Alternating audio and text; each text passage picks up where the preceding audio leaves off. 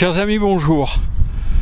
Nous nous retrouvons dans un lieu magnifique avec une vue extraordinaire pour prolonger les émissions que vous avez regardées. Apparemment, certains s'y sont beaucoup intéressés puisque nous avons eu beaucoup de retours à la fois sur YouTube, encore plus sur les différents Facebook des uns et des autres, mais aussi dans des échanges téléphoniques ou dans des rencontres. J'ai même rencontré quelqu'un dans le métro qui m'a attrapé pour me dire « Monsieur Assante, vous avez fait une vidéo, je voulais vous dire quelque chose ».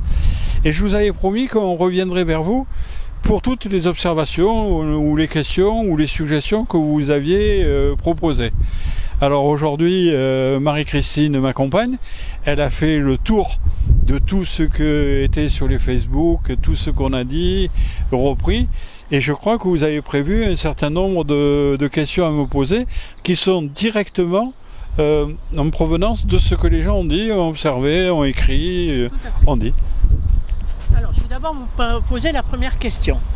Monsieur Assante, pour quelle raison évoquez-vous si souvent les palmiers à Marseille? Ah oui, c'est un gimmick chez moi, ça revient souvent. Et certains me disent, mais il y a des choses plus importantes que ça à traiter. C'est vrai. Pour autant, les palmiers à Marseille est tout ce que je ne supporte pas dans cette ville. Les palmiers dépendent, il faut le savoir, à la fois de la métropole pour la voirie et à la fois dans les parcs et jardins et lieux publics de la ville de Marseille. Et ni l'un ni l'autre ne coupe les palmes mortes qui enlaidissent les palmiers, qui enlaidissent ce qui se passe dans cette ville. On dirait que le laxisme s'installe, tout le monde s'en fout. Et pour moi, c'est l'exemple type que la ville n'est pas tenue. Alors c'est le moyen de le réaffirmer, c'est quand on ne fait pas des petites choses, vous imaginez bien que les grandes, on ne risque pas de les faire. On peut parler de la propreté, on peut parler des tas d'autres sujets, mais là, au travers ces palmiers, je vais peut-être en faire l'emblème sur mes affiches, je ne sais pas, mais dans tous les cas, c'est aujourd'hui un reproche, je le fais, ça fait 5 ans et demi qu'ils n'ont jamais été coupés. C'est proprement indigne. Voilà, dans le même état d'esprit, certains estiment que les politiques, vous répétez toujours les mêmes choses. Qu'est-ce que vous répondez à ça? Ouais, ça tombe un peu de la part de nos amis, un peu dans la facilité. On parle tous un peu de la même chose, mais franchement, on doit parler de l'économie, de l'emploi, de l'habitat, de la sécurité, de l'environnement, de la circulation, de la mobilité, du transport, de la qualité de l'air. Enfin, j'en oublie certainement. On ne peut pas faire autrement que d'évoquer ces sujets, et tout le monde évoque ces sujets. Mais on ne l'évoque pas de la même manière, et les prises de position des uns ne sont pas les prises de position des autres. Ça veut dire que les prises de position de LFI aujourd'hui ne sont absolument pas les miennes. Donc il vaut mieux continuer à m'écouter. Alors justement, en matière de sécurité, qu'est-ce qui vous distingue des autres politiques? Alors là aussi, vous mettez en évidence un point particulier qui est celui de dire tout le monde veut plus de sécurité, tout le monde veut plus de policiers. C'est vrai. C'est vrai que moi je souhaite avoir 1 millier de policiers municipaux à Marseille et de renforcer leurs prérogatives sur la ville, car on a le sentiment, notamment dans les arrondissements périphériques, du 8e au 16e arrondissement, qu'on ne les voit quasiment jamais. Et donc c'est la raison pour laquelle je souhaiterais qu'il soit décentralisé, une partie de la police municipale soit décentralisée dans les mairies de secteur, pour que justement ils puissent s'occuper de leurs arrondissements, de leur périmètre, indépendamment du centre-ville, ou bien que la police municipale est active, mais c'est un peu la garde prétorienne du maire. Il garde l'hôtel de ville comme si celui-ci allait subir les assauts des uns ou des autres. Par contre, à l'intérieur des cités, ou pour protéger à côté des écoles, on les voit beaucoup moins. Et je veux aussi avoir un travail beaucoup plus efficace et conjoint avec la police municipale. L'un n'est pas là pour suppléer les carences de l'autre, mais compléter le travail des uns par les autres En clair, la proximité faite par la police municipale, qui prend des informations, qui écoute ce qu'on dit et qui sait anticiper les problèmes qu'il va y avoir. Et la police municipale s'occupe à ce moment-là de cette action. Mais il faudra aussi renforcer la police nationale, parce que souvent ils nous disent qu'il y a plus d'effectifs, mais dans la réalité, c'est pas vrai. Mais là aussi, j'aurai l'occasion de le repréciser. Plusieurs personnes s'expriment également sur le même problème, la mobilité à Marseille. Oui, c'est sûr que le problème de la mobilité, du transport est à l'identique. Tout le monde souhaite avoir plus de métro, plus de tramway, plus de bus, Et j'exprime beaucoup de critiques par rapport à ce qui est fait aujourd'hui, parce que le tramway, pour moi, est la même chose quasiment que le bus. Or, on a un problème de vitesse de circulation dans le bus. Je prends qu'un seul exemple. Si je prends la ligne 21 qui va de Castellane jusqu'à Lumini, il y a en rotation toute la journée 21 bus. Ça veut dire 21 chauffeurs le matin, 21 chauffeurs l'après-midi. Ça veut dire plus les hauts-le-pied de ceux qui ont des problèmes ou des difficultés qui viennent remplacer. Donc, on sent bien que là, il y a tellement de bus que c'est énorme. On devrait trouver une solution. Est-ce qu'il faut prolonger le métro? Je ne sais pas. Est-ce qu'il faut installer un téléphérique qui part de Castellane pour aller à Lumini? Je ne sais pas. Mais il y a des nouveautés dans ce que j'indique.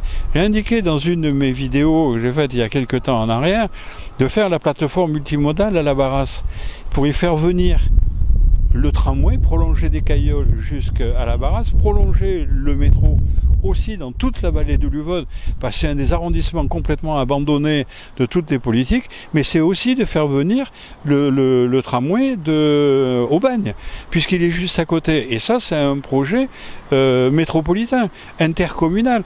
Et personne n'en parle jamais. Donc, soi-disant, on en parle tous, mais ça, personne n'en parle de faire la plateforme multimodale là-bas. Comme de faire un téléphérique qui parte d'Arinque, qui est le lieu de terminus du métro. Ben moi, je veux faire un téléphérique qui aille à la gare Saint-Antoine, et la gare Saint-Antoine à l'hôpital Nord. Jamais entendu quelqu'un, autre que moi, suggérer cela. Donc, on parle des mêmes sujets, mais pas de la même manière. C'est ça qui est important. Et c'est ça qui fait la différence. Okay. Alors, vous dites que la ville vend ses bijoux de famille. Expliquez-nous. Et qu'est-ce que ça veut dire? C'est ça. Ça veut dire que la ville de Marseille, pour enflouer ses financements, vend ses terrains et vend son patrimoine immobilier également et d'espace. Et je trouve que c'est gâché. C'est pas ça qu'il faut faire. Il faut reconstruire la ville sur la ville. C'est-à-dire qu'on a des lieux qui sont abandonnés, qui sont pourris, qui sont pas convenables. Il faut les magnifier en rasant ce qu'on a mis dessus et en faisant d'autres choses plus modernes, plus belles, sans se séparer de son patrimoine. Vendre des terrains plats, comme c'est en train de se faire à la Jouvennes sur le 11e arrondissement, c'est déplacé. C'est un espace vert. Pour faire 150 logements? Non. Comme au Roi d'Espagne, le conseil départemental vend ce qui était une maison de retraite pour construire 150 à 160 logements. Non, c'est ce que je ne veux pas. Et je ne veux pas que... Parce qu'une fois qu'ils les ont vendus, les bijoux de famille, les immeubles, les terrains, les espaces verts et tout, on aura quoi après-demain? Du béton? Eh bien non. Vous parlez des terrains, mais la question qui se pose pour les Marseillais, c'est l'immobilier. Oui. Ceux qui veulent construire, ceux qui ne veulent pas construire. Quelle est votre position, votre vraie position?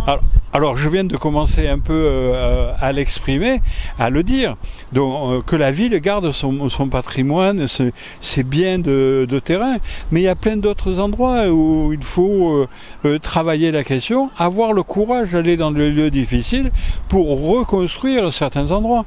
Enfin, aujourd'hui, on détruit une partie du parc Callister pour pouvoir éventuellement aérer à l'intérieur du parc Callister, parce qu'il est dans un état déplorable, ou reconstruire certaines choses. Je suis plutôt favorable qu'on dédensifie et qu'on reconstruise. Mais il y a d'autres endroits, il y a plein de friches industrielles dans la ville, quels que soient les quartiers, mais ça permettra d'ennoblir, de recréer une dynamique dans ces quartiers qui, quand vous les voyez, on a le sentiment qu'ils sont tous abandonnés. Et moi, je ne suis pas contre les constructions, mais je suis favorable à ce qu'on fasse des constructions d'acquisition à la propriété ou de logements sociaux dans des endroits où il y a une dynamique qui peut se faire pour revaloriser les quartiers. D'accord. Alors certains vous reprochent de formuler beaucoup de critiques et voudraient entendre vos propositions. Que leur répondez-vous ? Que les critiques sont indispensables pour pouvoir faire des propositions, et on ne peut pas faire de propositions si on ne fait pas de critiques. Parce que si on ne critique pas, ça veut dire que tout va bien. Alors ça veut dire qu'on ne s'intéresse pas à la ville de Marseille et qu'on ne peut rien envisager. Parce que si on ne fait pas quelques critiques, autant que ça perdure comme ça et ne faisons plus d'élections. Laissons faire les choses. Il y a des choses qui sont critiquables, je le fais. Et je continuerai à le faire, mais je commence à amorcer des propositions, et de ces propositions sortira, sans doute, pour moi ou pour d'autres, un projet municipal pour demain. Si vous me posez la question, est-ce que j'ai encore des idées derrière que je n'ai pas exprimées ? Oh oui, oh oui. Justement, dans vos propositions, vous parlez de reconstruire la ville dans la ville. Oui. Pourriez-vous nous expliquer ce que ça signifie ? Ça signifie que quand on a une friche d'immeubles, squatté, abandonné dans un état lamentable, s'il faut le raser, on le rase, s'il faut le rénover, le réhabiliter, on le refait pour redynamiser. Je prends un autre exemple, la piscine de Lumini. Ça fait combien d'années qu'elle est totalement abandonnée dans un état lamentable ? Alors qu'on cherche des piscines dans Marseille, alors qu'on cherche des espaces de loisirs, il existe. Aujourd'hui, c'est squatté, c'est cassé, c'est dans un état lamentable, personne ne se pose la question. Oui, le maire de Marseille sort 2 millions d'euros pour faire des études sur le parc balnéaire du Prado. Donc c'est extraordinaire quand même là. Mais rien sur Lumini. Et ça, on peut trouver d'autres endroits dans la ville. Il faut raser, enlever tout ce qui est mauvais dans cette ville, tout ce qui ne va pas, tout ce qui n'est pas convenable. Vous croyez que pour le quartier de la Belle de Mai, pour Plombières, c'est bien d'avoir cette passerelle à cet endroit ? Bien sûr, les automobilistes s'en servent, tout le monde s'en sert, mais ceux qui résident là, ou en dessous la passerelle, ils ne voient même pas le soleil arriver. Et on a les voies d'en bas qui sont doublées par les voies du dessus. Vous ne croyez pas que ça serait bien pour réhabiliter, rénover ce quartier, qu'il faut enlever cette passerelle à Plombières ? On va me dire, monsieur Assante, vous allez bloquer la circulation. Non, on fait comme on a fait sur la Joliette, on fait un tunnel qui nous amène à nous dégager dans les mêmes conditions, mais on aère le dessus. Et là, on va pouvoir réhabiliter des immeubles, des entreprises, des lieux qui sont quasiment à l'abandon. Eh bien, écoutez, monsieur Assante, moi je croise, je parle, je vois beaucoup de personnes et tous me posent la question, la belle question. Monsieur Assante, seriez-vous candidat aux prochaines élections municipales de 2026 à Marseille ? J'ai dit sur une vidéo que je m'interdisais rien. Oui. Aujourd'hui, j'en suis plutôt à un stade où je crois que je vais m'autoriser un peu plus de présence et un peu plus d'efficacité parce que au travers les vidéos sur YouTube, des gens me disent, mais moi, si vous y allez, je vous accompagne. Moi, si tu y vas, je t'aide et je participe. Moi, je suis prêt à faire des choses. Et comme la loi PLM est en train d'être supprimée et il n'y a plus qu'une seule liste qui sera mise en place pour tous les arrondissements de la ville de Marseille, et comme j'ai des amis de partout, la question trotte dans mon esprit et avance beaucoup. Je suis loin d'avoir arrêté ma décision, mais ma passion nommée Marseille risque de l'emporter. Eh bien, merci beaucoup, monsieur Assante, d'avoir répondu à toutes ces questions qui, je crois, tous ceux qui se sont exprimés seront ravis de vous entendre. Merci infiniment et je vous dis à très bientôt, amicalement vôtre.